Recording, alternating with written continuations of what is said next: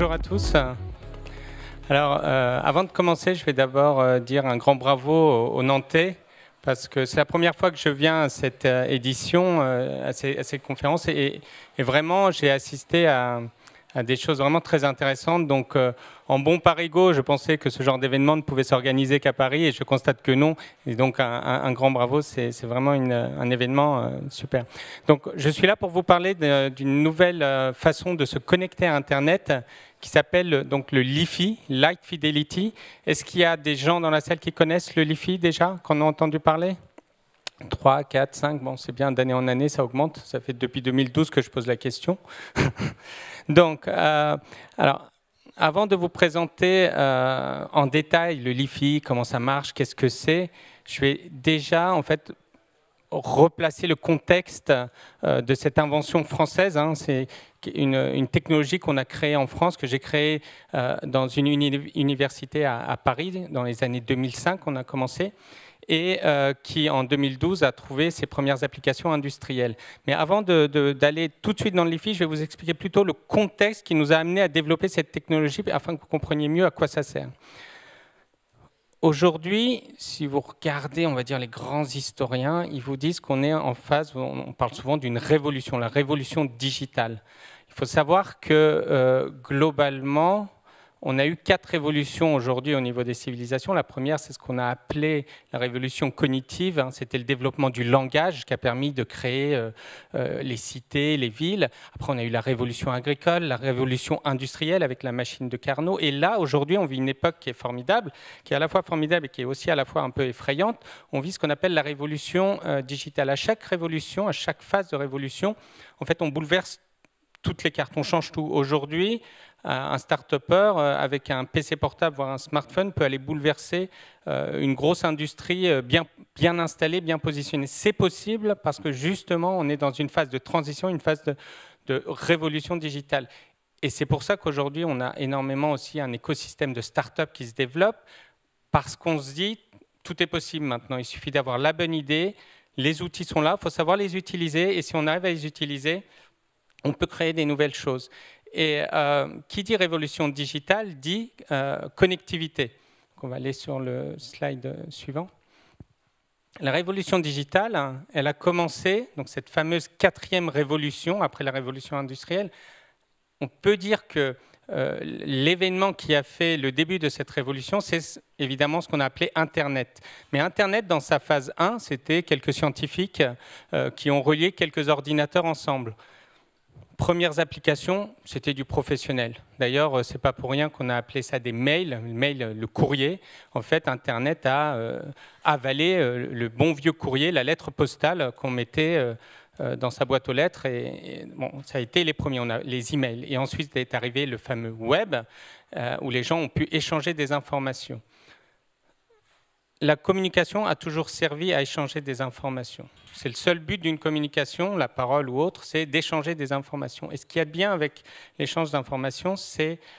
donc moi je suis enseignant à la base à l'université, et il y a une chose qu'on peut observer très facilement, une phrase que je répète souvent, c'est le savoir, c'est la seule chose qui s'accroît quand on la partage.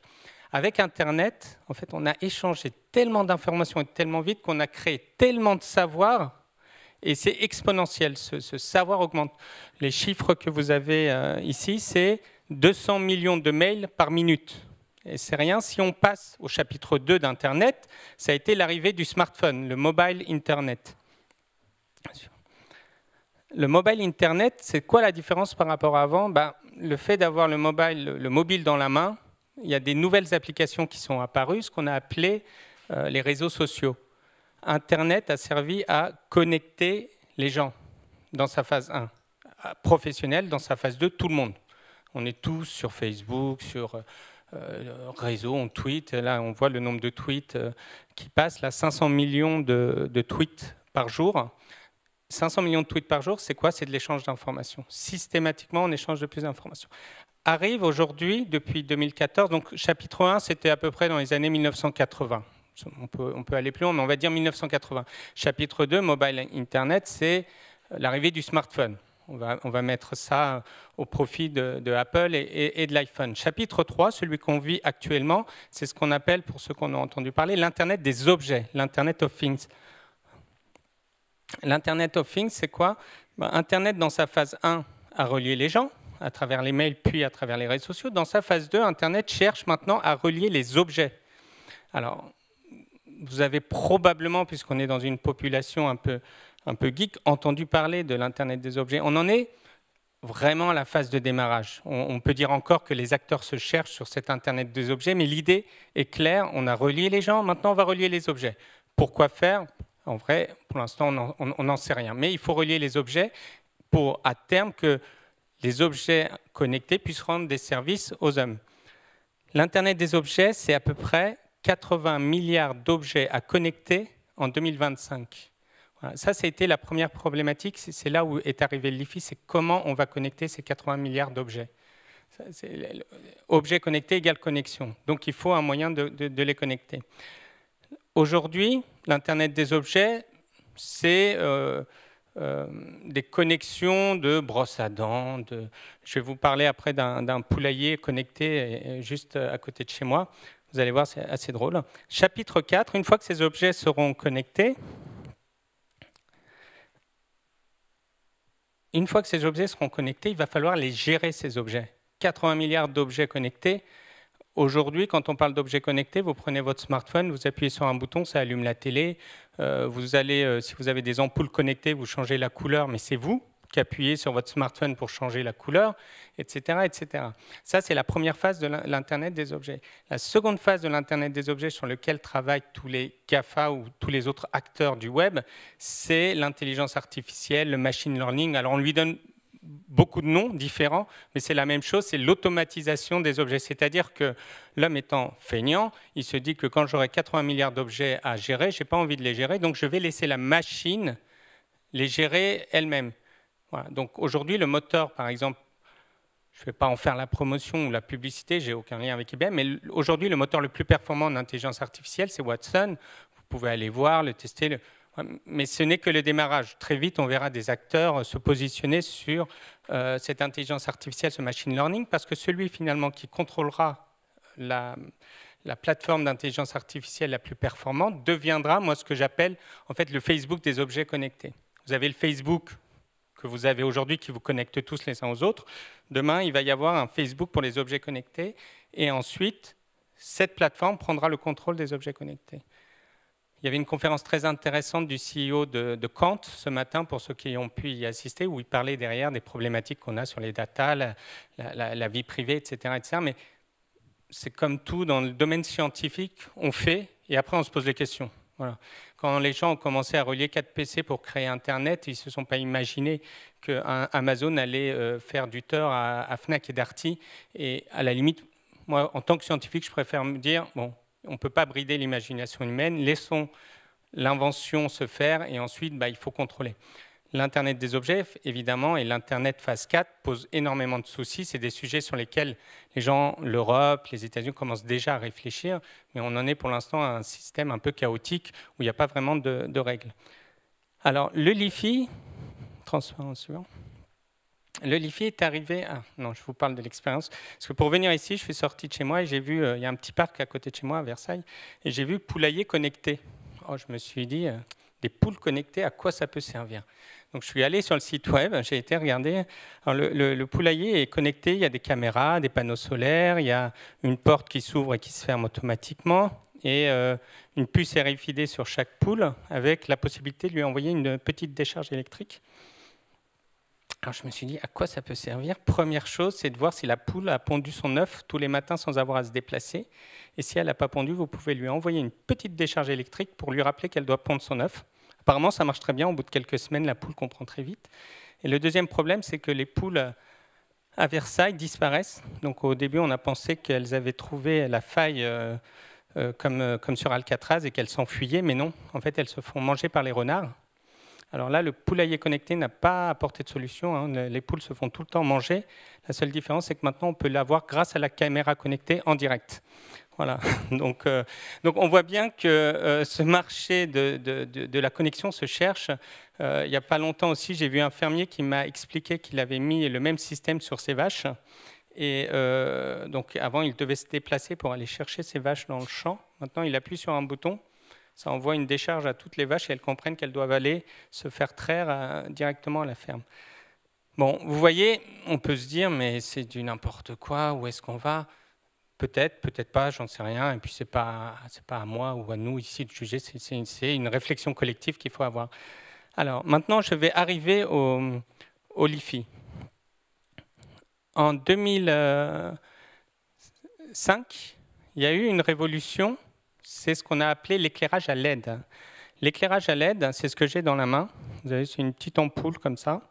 Et c'est plus le filament qu'on a à l'ancienne. Ce sont des petits points lumineux qu'on appelle des LED, c'est des semi-conducteurs. Et on les alimente. Cette lampe, par exemple, elle est fabriquée en Chine. Elle a une petite pile à l'intérieur.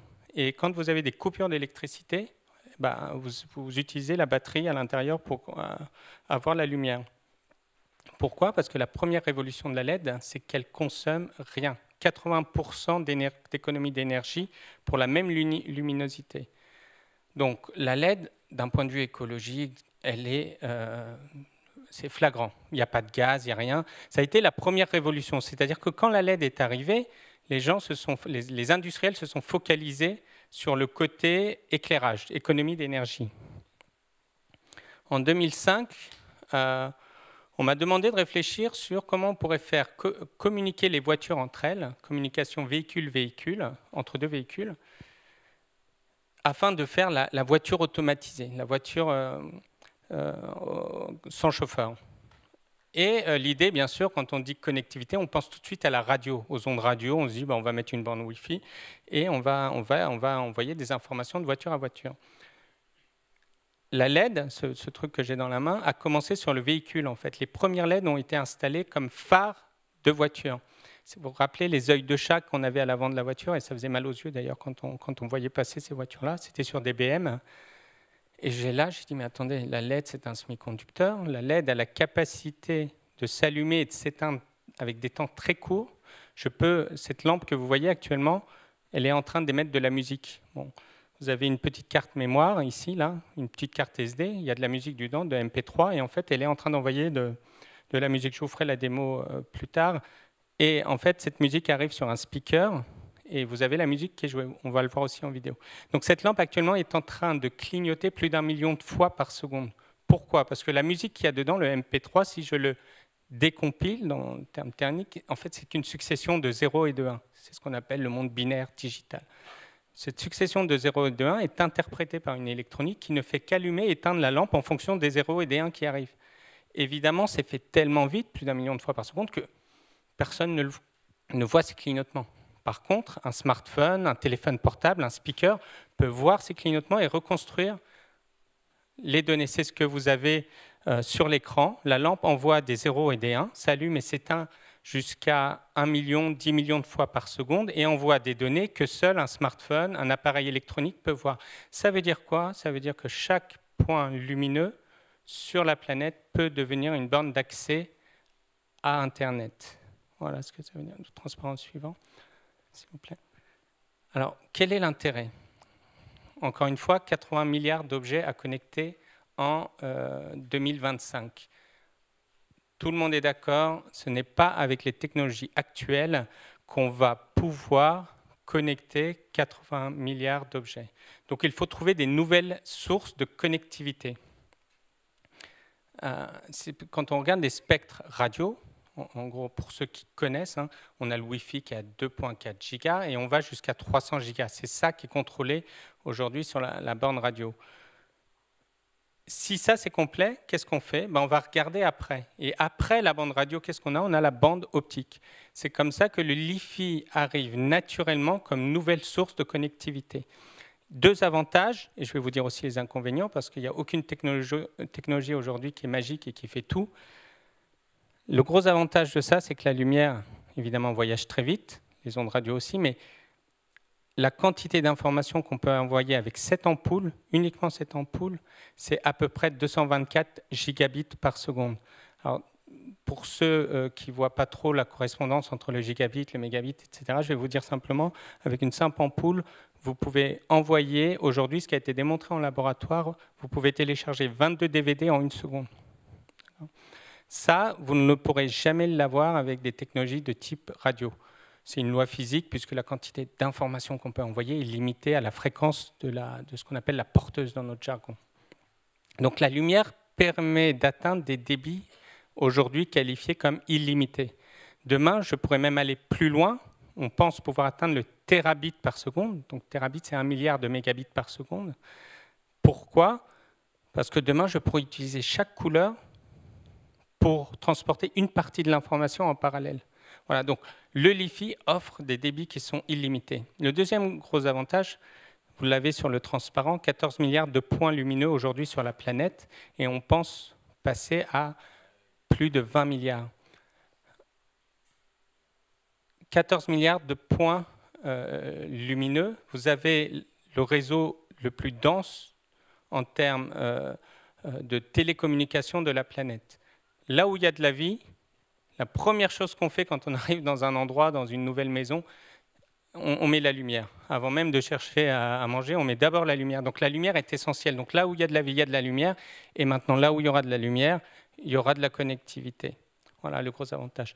Il y a quand même des inconvénients. C'est quoi? C'est qu'il faut être à proximité de l'ampoule. C'est-à-dire qu'en termes de mobilité, on est moins bon, évidemment, que le Wi-Fi ou le GSM qui ont des couvertures plus large.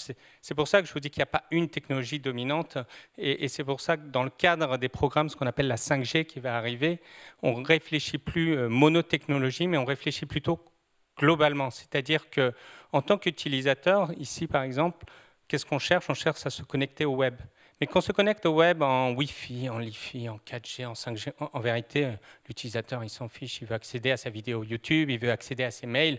La technologie... c'est bien, c'est intéressant, mais ce qui est utile, c'est le contenu. La 5G, c'est exactement ça. La 5G, c'est je mets dans un même panier toutes les technologies que j'ai sous la main et je laisse le smartphone choisir le meilleur signal. Donc, quand je sors mon smartphone, le smartphone va décider « Ah, ben là, j'ai un très bon réseau Li-Fi, je me connecte en Li-Fi. » Hop, je me mets à bouger, il va essayer de basculer sur le réseau Wi-Fi, sur le réseau, ce qu'on appelle narrowband IoT, peu importe, ou sur le réseau 5G, mais c'est le smartphone qui décidera de la connectivité, c'est pas vous en disant j'active le Wi-Fi, etc., etc. Ça, c'est la prochaine révolution. Donc, le Li-Fi aujourd'hui, quand on a commencé en 2005, ça fait plus de 12 ans que je fais clignoter des lampes, quand on a commencé en 2005, ça intéressait très peu de gens, parce qu'il y avait de la LED, à part sur les voitures, il y en avait partout. En 2010, la LED a commencé à rentrer dans les bâtiments. Et là, on s'est dit, ce qu'on a fait sur la voiture, on peut le faire aussi sur le bâtiment. En 2009, on a réalisé le premier phare de voiture capable d'envoyer des données dans la rue à 50 mètres, même en plein jour, directement en utilisant les phares de véhicules. En 2010, on a commencé à mettre ça dans les maisons. Et maintenant, vous avez des grands acteurs comme Samsung, comme Qualcomm, comme Philips, comme bien d'autres encore, je vous invite à regarder sur Internet, qui se sont emparés de la technologie. Et c'est une bonne chose, même pour une start-up comme la nôtre, parce que pour qu'un marché puisse se créer, il faut que ces grands acteurs s'intéressent à la technologie. Cette technologie est tellement puissante, je ne le dis pas parce qu'on l'a inventée, je veux dire simplement que ce n'est pas un gadget, elle est tellement puissante, elle répond tellement à un besoin qu'elle va mettre son temps pour arriver, mais elle va s'installer tranquillement. Alors, on va faire une petite séquence de vidéo, parce qu'en parler, c'est bien, mais le montrer, c'est encore mieux. Donc, le premier endroit où on a implémenté cette technologie, c'est dans les musées. Vous allez le voir, on a équipé un musée en Belgique. On en a équipé plusieurs, hein, mais là, c'est une vidéo. Les technologies apparaissent sans cesse dans notre quotidien. Si le Wi-Fi a déjà changé pas mal de choses, voici le Li-Fi qui offre également de nombreuses possibilités. Illustration dans Je vais vous expliquer en même temps pour que ça soit plus interactif. Donc, ce musée qu'on a équipé, l'idée est très simple. vous êtes dans un musée, on vous donne une tablette, mais vous n'avez pas envie de passer votre temps à appuyer sur des boutons pour trouver l'information qui concerne le tableau que vous avez envie de voir. Ces éclairages, en fait, qui éclairent l'œuvre, vont directement vous envoyer les informations quand vous vous approchez de l'œuvre, en fait. Voilà, vous voyez, vous avez la tablette dans la main, vous vous approchez de l'œuvre et vous avez directement l'information contextualisée. C'est ce qu'on appelle la géocontextualisation de l'information. Comme vous avez de l'éclairage partout, alors c'est le côté aussi effrayant de la technologie, comme vous avez de l'éclairage partout, je sais exactement où vous êtes à l'intérieur des bâtiments. Dehors, on le sait puisqu'il y a le GPS, mais aujourd'hui, quand vous rentrez à l'intérieur des bâtiments, je ne peux plus savoir où vous êtes. Avec le LiFi, chaque point devient comme une pseudo-balise GPS, donc je sais exactement où vous êtes. Dans une salle de classe, par exemple, je suis capable de dire, ou dans un amphi, un peu plus éclairé que celui-là, je peux exactement dire où vous êtes assis. La précision, c'est à peu près 10 cm. Voilà. Donc, c'est ce qu'on a fait sur les musées. Vous rentrez, vous avez une tablette, vous vous approchez d'une œuvre. La lampe qui éclaire l'œuvre vous envoie l'information. Deuxième vidéo, on a implémenté ça dans des éclairages publics. Donc, c'est une petite ville, Palaiseau, autour de Paris. On a fait 70 candélabres éclairage public qui envoie des informations géocontextualisées, des informations de la ville. Donc vous avez ici les éclairages. Vous venez avec votre application, la lampe n'est pas allumée, hein, c'est vous qui l'allumez. Vous avez un petit bouton dans l'appli, vous appuyez, ça allume la lampe pendant quelques secondes, ça vous envoie l'information et la lampe se rééteint pour ne pas laisser la lampe allumée toute la journée. Voilà. Donc c'est une opération qu'on a fait avec EDF. Et c'est dans les cadres de ce qu'on appelle aujourd'hui la Smart City, bien que Smart City aujourd'hui c'est un peu un fourre-tout, quand on ne sait pas où mettre, on met ça dans la Smart City. Mais globalement, l'idée c'est quoi? C'est suivant les quartiers où vous êtes dans la ville, l'information. Aujourd'hui, qui va sur le site web de la ville, par exemple, si vous êtes nantais, de Nantes, pour avoir des infos sur son quartier? Personne. Et pourtant, vous avez des tas de gens à la mairie qui, entre guillemets, s'embêtent, en tout cas travaillent à mettre du contenu, mais personne n'y va. Personne ne va sur le site de sa ville pour aller voir les informations. Maintenant, imaginez que vous avez un événement dans votre rue, que le premier candélabre dans la rue, sans rien faire, vous donne l'information, l'accès à l'information. Vous avez tellement d'informations sur Internet que maintenant, il faut la filtrer. Et pour la filtrer, il faut la géocontextualiser. D'ailleurs, il y a aussi une tendance, tout à l'heure on en parlait, sur l'intelligence artificielle. Vous avez un développement de plus en plus fort des reconnaissances vocales. Donc tous maintenant, Amazon, Google, Apple, avec Siri évidemment, sortent de la reconnaissance vocale. Pourquoi? En fait, c'est pour pallier à ce problème de la quantité de données. C'est-à-dire qu'aujourd'hui, aller sur un navigateur pour taper, encore une fois, on est tellement feignant que... Et puis en plus, il y a tellement d'informations, c'est que le navigateur, après, il faut qu'il puisse le filtrer, on doit recliquer sur 2-3. Donc l'idée est vraiment de développer la reconnaissance vocale pour que je parle à mon smartphone en lui disant quel temps il va faire demain, et tout de suite, j'ai la réponse. Donc vous voyez, entre quel temps il va faire demain, et ça marche aujourd'hui, hein. Vous parlez à votre smartphone, on n'est pas encore à l'aise avec ça, mais vous parlez à votre smartphone, vous lui demandez quel temps il fait demain ou c'est quoi mon prochain rendez-vous, ben, il vous répond, vous n'avez même pas à sortir le téléphone quasiment de la poche. Ça aussi, c'est une évolution importante, il y a tellement de données, il faut qu'on simplifie l'usage pour que les gens continuent à utiliser. Troisième vidéo, il y a des endroits où on ne veut pas mettre d'ondes. Pourquoi? Pour plusieurs raisons. Parce que ça peut poser des problèmes d'interférence. Vous êtes par exemple ici à l'hôpital qu'on a équipé, c'est l'hôpital de Perpignan. Jean-Marie Bonnec se connecte tout simplement à cet ordinateur et à Internet. Et on a connecté le réseau, les appareils médicaux de l'hôpital à travers le réseau d'éclairage. Pour une simple et unique raison, c'est que vous n'avez pas d'interférence entre la lumière et les ondes radio. Quand vous avez 3 ou 4 appareils Wi-Fi dans une même pièce, vous avez toujours un risque que ces appareils interfèrent et que il se passe quelque chose. Alors quand c'est à la maison, c'est pas tellement gênant, mais par exemple, là, les machines, je l'ai appris, là, qui envoient qui poussent les seringues, là, je ne sais pas le nom, ils sont connectés en Wi-Fi à 2.4 gigas. Voilà, c'est pour ça qu'on vous dit qu'il ne faut pas utiliser le Wi-Fi dans l'hôpital, parce que si jamais il y a une interférence et qu'au lieu de faire 1 millilitre par heure, vous faites 1 millilitre par seconde, les conséquences peuvent être un peu dramatiques. Sauf qu'aujourd'hui, il n'y a aucune sécurité sur ces machines, c'est ça qui est effrayant. Les fabricants d'appareils médicaux, pour être à la mode, il faut qu'ils soient sans fil. Alors qu'est-ce qu'ils font? Ils prennent la borne où c'est gratuit, le Wi-Fi, il n'y a pas de licence à payer, et ils mettent tout à 2.4. Mais à un moment, quand vous cumulez tous ces appareils, il y a un risque que ces appareils interfèrent, et donc il peut y avoir... Voilà, donc les hôpitaux aujourd'hui disent, bon, bah, comment je fais pour réduire cette densité d'ondes radio dans mon environnement? Je passe au Li-Fi. Et là, on voit bien, encore une fois, on ne supprime pas effectivement le Wi-Fi, mais on va compléter le Wi-Fi. L'hôpital, par exemple, on va dire c'est 700 bornes. On va passer de 700 bornes à peut-être 70 bornes ou moins 10 bornes. Et on va compléter par le réseau d'éclairage, puisque de toute façon, le réseau d'éclairage de l'hôpital, il est là. Donc, deuxième application. Et évidemment, il y a tout ce qui est école, crèche, où la loi Abeille en France, maintenant, interdit globalement de mettre des ondes radio. Dernière vidéo. Dans la grande distribution. Alors là, c'est du marketing. Nous avons choisi le système Li-Fi pour orienter notre clientèle dans l'achat des produits. C'est un Leclerc qu'on a équipé en région parisienne. Vous voyez les éclairages au-dessus. Chaque éclairage, en fait, est en Li-Fi. Évidemment, là, c'est quoi? En tant que consommateur, je sais exactement ce que vous achetez, les céréales que vous mangez. Ça, ils le savent déjà. Hein. Ils ont les tickets de caisse, ils savent exactement. La seule différence, c'est que maintenant, quand vous êtes dans le magasin et que vous êtes à 10 cm de vos céréales préférées et que j'ai observé que ça fait 2 semaines que vous n'en avez pas pris, comme je vous géolocalise à 10 cm près, je vais vous faire une petite promotion. Voilà. Donc, c'est tous les aspects de Indoor Location Based Services, du géomarketing. Ça existe déjà, sauf qu'aujourd'hui, la précision n'est pas très bonne. Donc, ce n'est pas très utilisé. Maintenant, avec du Li-Fi, évidemment, derrière, on peut avoir un meilleur comportement. C'est pour ça que je dis toujours, une technologie, vous avez toujours le bon et le mauvais, toujours. Vous prenez, par exemple, le nucléaire. Est-ce que c'est une bonne technologie? Est-ce que c'est une mauvaise? Le nucléaire, ça a permis de faire des bombes nucléaires. Mais aujourd'hui, la radiothérapie, ça permet de soigner des cancers. Eh ben, si on n'avait pas fait ces études scientifiques, on aurait évidemment peut-être évité la bombe nucléaire. Le problème, c'est qu'on n'aurait jamais découvert non plus la radiothérapie, etc. Donc, dans toutes les technologies, vous avez toujours du bon, du moins bon et du mauvais. Et c'est pour ça que c'est pas à nous, enfin nous, quand je dis nous, technologues, de dire le bien, le mal, c'est une réflexion collective. Dans le Li-Fi, effectivement, c'est génial, ça vous apporte du débit, de la connectivité.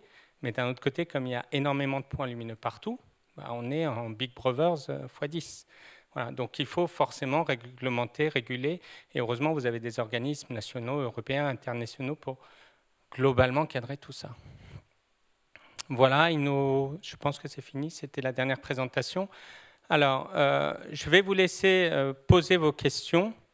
Si vous n'avez pas de questions, je vous apporterai des compléments d'information. Alors, est-ce qu'il y a des questions dans la salle ? Il y a 2 questions au fond. Comme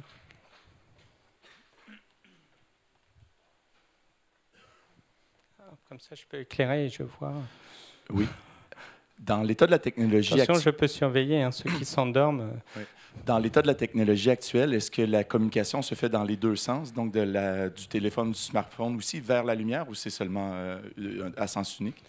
Alors, la technologie permet de communiquer dans les 2 sens. Par exemple, dans le cas de l'ampoule que j'ai dans la main, elle, c'est du streaming, donc elle ne fait qu'envoyer de l'information et le speaker reçoit l'information et la joue. C'est un peu comme j'ai envie de dire comme le Bluetooth, mais d'un point de vue optique. Dans le cas, par exemple, de l'hôpital, les appareils médicaux communiquent avec le réseau. Donc, c'est dans les 2 sens, la communication. Ça dépend vraiment de l'application. De la même manière que vous avez du streaming, par exemple, en Bluetooth, en méthode radio, et de l'Internet, du Wi-Fi en bidirectionnel, vous avez la même chose en Li-Fi. Okay. Et est-ce que ça sera possible un jour de mettre sur un smartphone un LED qui va être capable de communiquer vers l'ampoule? Alors, on a déjà fait une tablette, celle que vous avez vue dans les musées. Elle est intégrée pour communiquer en bidirectionnel déjà. C'est nous qui l'avons faite en Chine par un fabricant. On l'a faite pour une simple raison, pour démontrer aux majors des télécoms que c'est possible et que si une petite start-up peut le faire, eux peuvent le faire. Évidemment, on discute avec tous les gros opérateurs, tous les gros fabricants de téléphones et aussi les opérateurs. Et on est sur le problème de l'œuf et de la poule. Pas la poule qui se fait électrocuter, mais une autre. C'est-à-dire que ces opérateurs-là nous disent, mais nous, on est toujours suiveurs. C'est-à-dire qu'on fait entrer une technologie dans le téléphone une fois que le réseau est équipé. On ne fait jamais entrer une technologie si le réseau n'est pas là. Et quand on va voir les gens des réseaux, en gros les éclairagistes pour qu'ils passent en LiFi. Ils disent « Ah oui, mais le problème, c'est qu'aujourd'hui, les téléphones ne sont pas compatibles. » Voilà à quoi on se confronte depuis 2012. Et donc, il faut réussir à casser ce point de blocage en réussissant à convaincre l'un ou l'autre. Et c'est ce qu'on fait, nous, aujourd'hui, avec nos mesures. On a convaincu, par exemple, un grand groupe comme Philips d'intégrer le LiFi dans ces éclairages. Alors oui, c'est une bonne chose. Et effectivement, c'est un concurrent pour nous, mais c'est pas grave, c'est une bonne chose parce que si les gens commencent à déployer des ampoules LiFi, automatiquement derrière, l'intégration dans le téléphone sera anecdotique pour une simple et unique raison, c'est que vous avez déjà les composants dans le téléphone.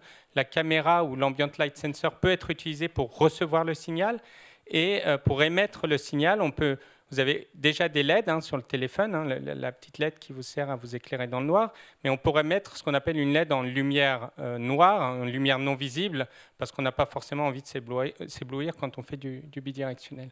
Donc oui, c'est possible, c'est qu'une question de temps, c'est ce qu'on appelle le timing pour aller sur le marché. Merci.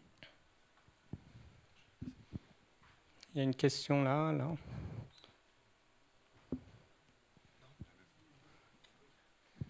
Oui, bonjour. Je voulais savoir si vous aviez déposé un brevet pour le LiFi. Quand je ne comprends pas pourquoi vous dites que c'est une bonne chose que Philips se soit accaparé, et c'est comme ça que je le vois, votre technologie LiFi, sachant que vous auriez pu avoir un brevet qui vous aurait garanti autre chose qu'une fuite. Alors, on a une vingtaine de brevets, mais je ne vais pas citer le nom de l'entreprise qui un jour m'a dit ça.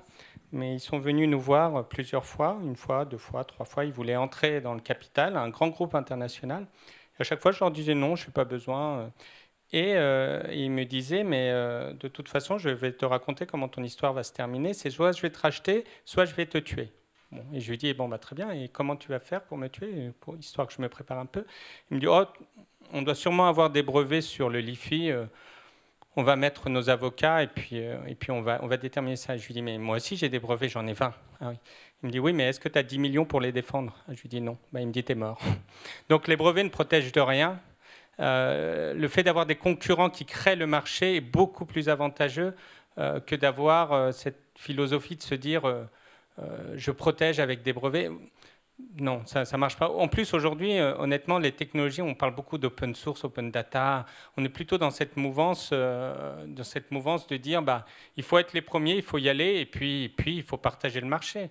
Quand vous avez un marché aujourd'hui, si vous regardez les études, toutes les études disent que le marché du LiFi, c'est, je ne sais pas combien, 50 milliards, 60 milliards. Bon, même si c'est 1% du marché, ça ira, ça va. Voilà. Donc, voilà, on a plutôt cette approche de dire... et autre chose, par exemple, sur laquelle nous, on travaille, et ce qui n'est pas le cas forcément des grands groupes dont on a cité les noms, c'est il y a une notion de données. Vous imaginez, avec le LiFi, quand vous êtes sous une ampoule et que vous consultez quelque chose, je sais exactement toutes les informations que vous consultez, à quel endroit, à quelle heure. En termes de niveau de précision de collecte de données, c'est énorme. Donc, nous, notre philosophie, c'est que toutes ces données, évidemment, soient transparentes et open data. C'est-à-dire qu'on n'a pas vocation à essayer de privatiser toutes ces données-là. C'est aussi des différenciations comme ça. Ce n'est pas un enjeu de brevet, mais c'est plutôt une différenciation, disons, d'usage qui fait qu'aujourd'hui, les utilisateurs choisiront une technologie ou l'autre. Voilà. Il y a une question devant, ici. Il reste encore 4 minutes. Donc oui, bonjour. Je me demandais si vous aviez été obligé de développer des systèmes spéciaux de correction d'erreurs ou ce genre de choses, du fait que la lumière est forcément un peu plus directionnelle que les ondes électromagnétiques. Alors, au niveau des couches protocolaires, si je rentre dans les discussions, je pense que la moitié de la salle va s'endormir. Donc oui, évidemment, il y a tout un ensemble de codes sources pour corriger des erreurs. C'est ce qu'on appelle les BER dans le jargon informatique, les bit error ratio. Mais ça, c'est classique à toutes les technologies. En fait, on n'a pas plus d'erreurs quand on envoie en LiFi que quand on envoie en Wi-Fi. Pour une simple et unique raison, encore une fois, c'est en fait la lumière, on la voit. Donc quand je vais chercher une information, je sais que la lampe, elle est là, je vais me mettre ici pour la voir. Alors que dans le cas des ondes radio, en fait, probablement vous l'avez fait, si vous avez une mauvaise connexion à la maison, on est tous en train de se balader comme des robots là, pour essayer de trouver là où on a le plus de barres. L'avantage avec le Li-Fi, c'est qu'on n'a pas ça. On voit où est la lampe, on se met dessous. Et donc, ça a plus la notion de hotspot. Mais comme on se met en position de recevoir les données, en fait, on a moins d'erreurs au niveau de l'émission. Voilà. Donc, c'est une technologie qui est un peu plus fiable. Et l'autre intérêt aussi, c'est si vous vous équipez à la maison en Li-Fi, ça ne passe pas les murs. C'est-à-dire, aujourd'hui, si vous êtes de l'autre côté du mur et vous êtes en Wi-Fi, très facilement, en regardant une vidéo sur YouTube, je peux rentrer dans votre box. Avec le Li-Fi, c'est impossible puisque la lumière ne traverse pas les murs. Donc, on a beaucoup aussi de demandes sur des endroits un peu protégés où les gens préfèrent mettre du Li-Fi parce que c'est plus sécurisé, voilà, parce que la lumière étant confinée.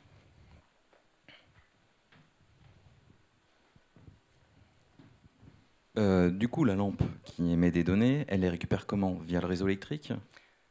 Type CPL? Par rapport au serveur, on a plusieurs technologies, ce qu'on appelle le backhaul, pour amener l'information jusqu'à la lampe. Il y a effectivement du CPL, c'est ce qu'on envisage pour les particuliers. Donc pour les particuliers, vous aurez une ampoule comme ça que vous mettrez au plafond, sur une lampe de bureau, où vous voulez. Et en fait, la connexion se fera par les plugs CPL que vous avez probablement déjà à la maison, puisque les opérateurs en fournissent aujourd'hui. Dans les bureaux, on utilise une technologie qui s'appelle le PoE. Donc, pour ceux qui ne connaissent pas, le PoE, c'est le Power over Ethernet. C'est l'inverse du CPL. Le CPL, vous utilisez le réseau électrique pour envoyer des données. Le PoE, vous utilisez le câble RJ45, le câble réseau, pour envoyer du courant dedans. Donc, vous envoyez du courant et des données dans un câble Ethernet. Et c'est beaucoup plus fiable. Donc, là, on est dans ce qu'on appelle l'infrastructure réseau. Le Li-Fi, c'est vraiment le dernier point, c'est la borne émettrice. Donc, il y a des technologies qui sont déjà existantes, qu'on n'a pas inventées, qui sont déjà là, qu'on utilise dans le cas du Li-Fi, comme on les utilise dans le cas du Wi-Fi. Si vous regardez votre téléphone aujourd'hui, le téléphone professionnel, sur le bureau, là, vous voyez, il n'y a qu'un seul câble. Il y a juste un câble de connexion Ethernet, en fait, sur les téléphones, puisque maintenant, la voix, c'est de la VoIP, de la voix sur Internet. Et en fait, ce câble fait à la fois l'alimentation du téléphone et aussi les datas. Donc, c'est ça le PoE. Il y a une question devant, puis ça va être la dernière, je pense, puisqu'il reste 40 secondes. Là, ici. Je suppose que le Li-Fi, à l'avenir, va remplacer le Wi-Fi. Et seulement le Li-Fi, je suppose qu'il ne transmet pas la lumière une fois que l'ampoule est éteinte. Donc, comment répondre à cette problématique? Alors, non, le Li-Fi ne remplacera pas le Wi-Fi. Comme j'ai dit, le Wi-Fi apporte de la mobilité que n'a pas le Li-Fi. C'est vraiment une technologie complémentaire. Elles vont coexister et trouver chacun leur segment de marché. Et on peut éteindre la lumière et émettre en utilisant ce qu'on appelle des LED qui émettent dans le domaine non visible de la lumière. Et donc, même en éteignant, on peut continuer à émettre des informations, mais avec un débit légèrement moindre. Voilà, merci. On vient de finir. Un grand merci, Suat.